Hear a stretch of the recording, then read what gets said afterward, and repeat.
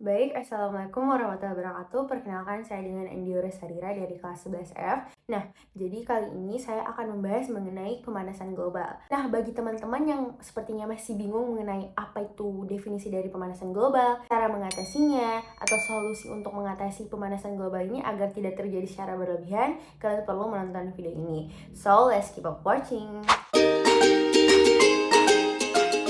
Oke, jadi pemanasan global atau istilah modernnya ini bisa disebut oleh global warming. Jadi global warming ini adalah kerusakan dari ekosistem bumi, yang dimana suhu rata-rata di bumi itu meningkat, baik dari atmosfer maupun laut ataupun daratan di bumi. Jadi suhu-suhu yang ada itu meningkat daripada sebelumnya. Jadi bisa dibilang kalau bumi ini panas, seperti namanya pemanasan global atau global warming.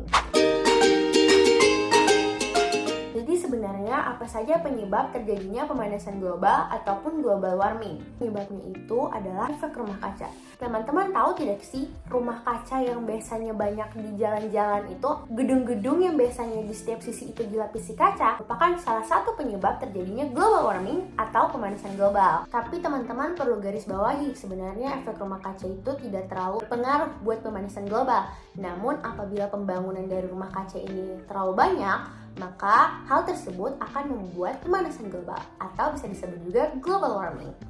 Kenapa? Karena sifat kaca dan gas-gas itu akan memantulkan infrared dari matahari yang seharusnya kembalikan lagi ke angkasa. Selanjutnya yang kedua itu adalah efek umpan balik. Umpan balik di sini tuh bukan seperti yang ada main bola gitu, bukan. Jadi umpan balik di sini tuh adalah penguapan air yang terjadi mengakibatkan terjadinya pemanasan global atau global warming. Jadi perlu kita ketahui bahwa proses pemanasan selain menghasilkan karbon dioksida atau CO2 juga menghasilkan uap air atau dapat kita sebut saja H2O. Makin banyak pemanasan yang terjadi akibat efek rumah kaca, karbon dioksida ini pun semakin melimpah dan uap air pun menjadi membumbung ke atmosfer.